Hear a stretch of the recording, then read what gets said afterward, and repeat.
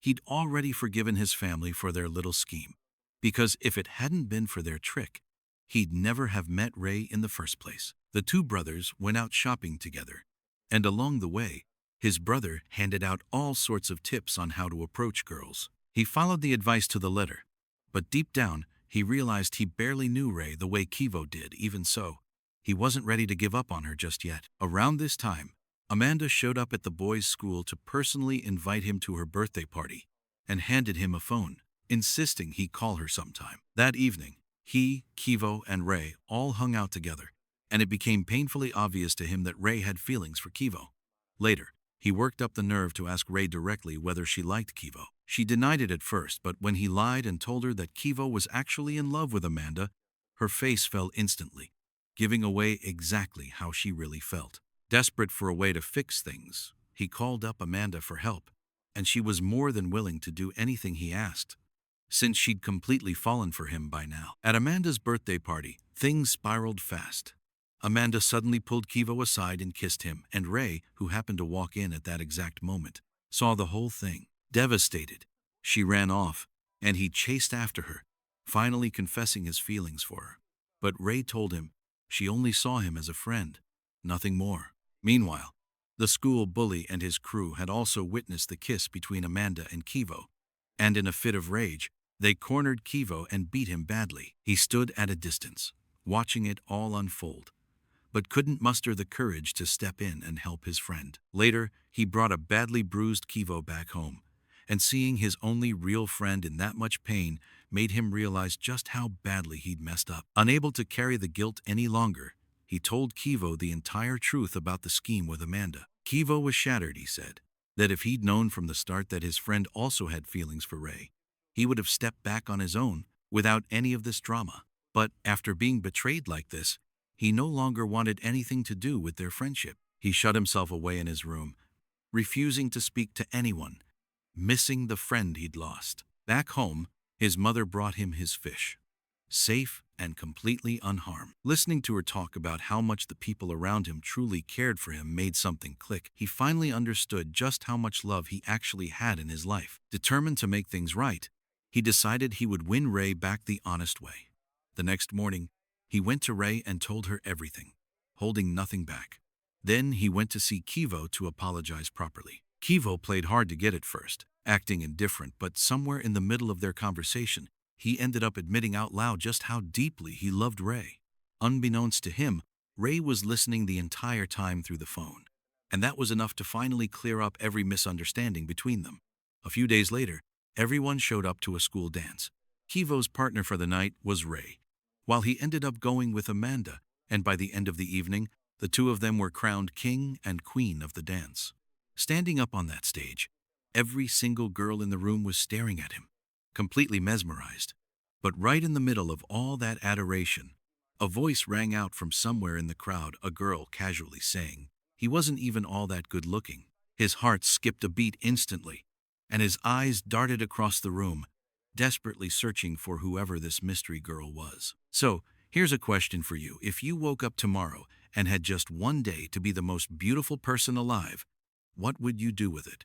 Drop your answer in the comments. Picture this for a second. Imagine waking up one day so incredibly good-looking that the moment you step out of your house, a crowd of girls gathers just to catch a glimpse of you, and controlling that chaos becomes something way beyond their control. That's basically the everyday reality for the family at the center of today's story. A family that had been famous for generations for one simple reason: they were, without question, some of the most stunning people anyone had ever seen. Their looks weren't just a blessing, they were practically a business model because people adored them purely for their beauty, and that adoration is exactly how this family made their living. The eldest son of the house had turned his face into a full-blown career. He was a massive TikTok star, and thanks to his jaw-dropping looks, he'd racked up millions of followers. On top of that, he'd built a bit of a side hustle helping regular, average-looking guys land dates with girls who'd otherwise never have looked their way. Then there was the father, who in his younger days had been so devastatingly handsome that he left a trail of broken hearts wherever he went. Before he finally settled down, he dated over 1,200 girls. Eventually, He found the woman who'd become his wife, a woman who was beautiful in her own right too, though her charm leaned a little more rugged and masculine compared to the rest of the family. But out of everyone in that household, it was the youngest son who was the true showstopper. He was, hands down, the most good-looking person in a family, already famous for good looks, and everyone around him took immense pride in that fact. The only problem? He didn't want any of it. All he wanted was to live an ordinary life. He often caught himself wishing he were just a little less attractive, because every single time he stepped outside, girls would lose their minds at the mere sight of him. One glance at his face and they'd completely unravel. Some would get nosebleeds on the spot. Others would start pulling their own hair out and jumping around like they'd lost their minds. The end result of all this madness was that he had never, not once in his entire life, managed to have an actual conversation with a girl. He barely left the house and had been homeschooled his whole life. His only real companion was his pet fish. He'd sit alone playing cards, talking to the fish like it was his best friend, which, understandably, had his family growing more and more worried about him. Trying to snap him out of it, they'd constantly show him photos of pretty girls, teasing him about how there were beautiful girls everywhere in the world, and asking what exactly he thought he was doing hiding away. But his answer was always the same. He wanted a girl who wouldn't be affected by his looks at all. Someone who could see past his face and actually like him for who he was on the inside. When none of their usual tricks worked, the family cooked up a new plan entirely. They decided to fake being broke, hoping the pretense of poverty would finally push him out of the house and into school. One night, while getting up for a glass of water, he overheard his parents talking. They were saying that from now on, they'd only be eating eggs for breakfast, so they could save up enough money to send him to school. Hearing that hit him hard, and it filled him with guilt.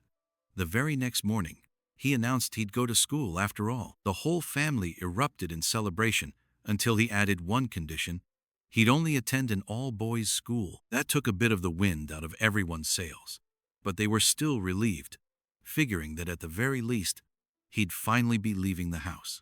On his first day, his father dropped him off on the back of a motorbike, but even after getting off the bike, he refused to take off his helmet, planning to wear it through the entire school day so nobody would notice his face.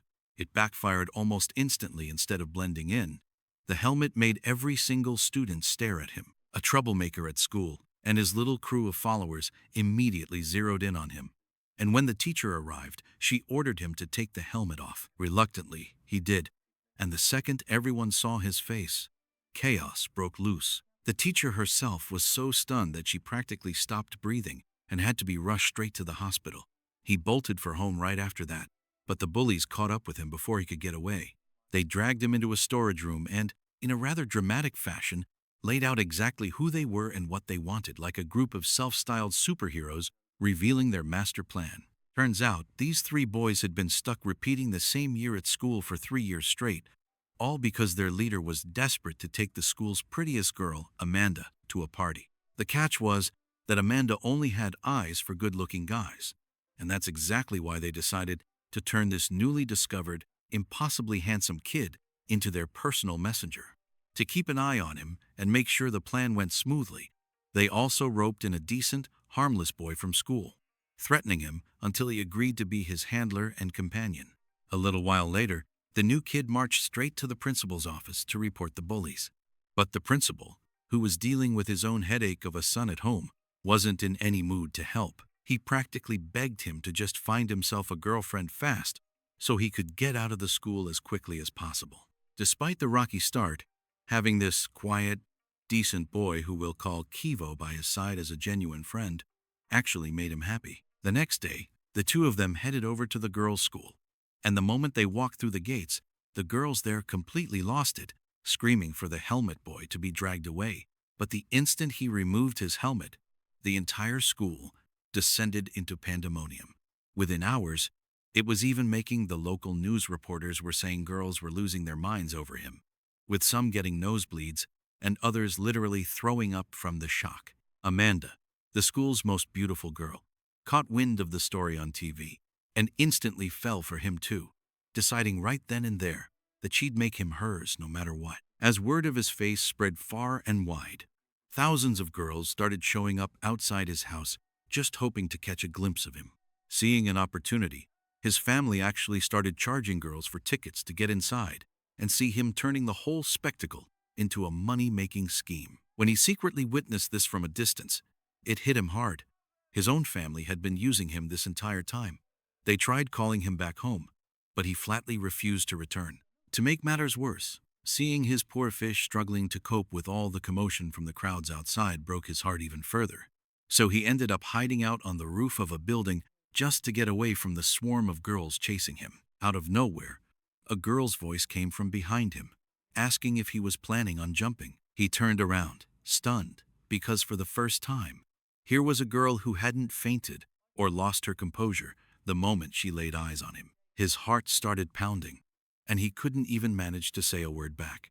She didn't say anything else either, and after a moment, she simply walked away. Later that night, he ended up staying over at Kivo's place, where Kivo's grandmother took wonderful care of him. In his room, he noticed a stack of old collectible cards, and it turned out he actually shared the same hobby, a small detail that made him genuinely happy. The next day, the two of them went back to the girls' school hoping to track down the mysterious rooftop girl. Instead, they ran into Amanda and handed her the letter meant for her from the school bully back home. Amanda tried to play it cool, pretending his looks didn't affect her at all, but the moment he walked away, her nose started bleeding too. Later, on the stairs, he spotted the rooftop girl again, but with a wall of fangirls surrounding him. He couldn't get a word in. Over the following days, he and Kivo grew closer, becoming genuinely good friends. Then, one day, Kivo took him along to watch a football match, a place Kivo regularly visited because there was a girl there he really liked. After the game ended, our protagonist's eyes suddenly landed on the mysterious rooftop girl once more, and he simply couldn't look away. That's when Kivo walked over, introduced them, and revealed her name, Ray. It was only then that he realized Kivo liked this exact same girl. Kivo and Ray had actually been close friends for a while, and seeing the two of them together stirred up a jealousy in him he wasn't prepared for. That night, sleep didn't come easily, because he had absolutely no idea what to do next. Eventually, he remembered that his own older brother was basically a love guru. Surely he'd know how to help. The next morning, when his brother spotted him standing there, his eyes practically lit up. He'd been waiting for the chance to finally teach his little brother a thing or two about talking to girls. By this point,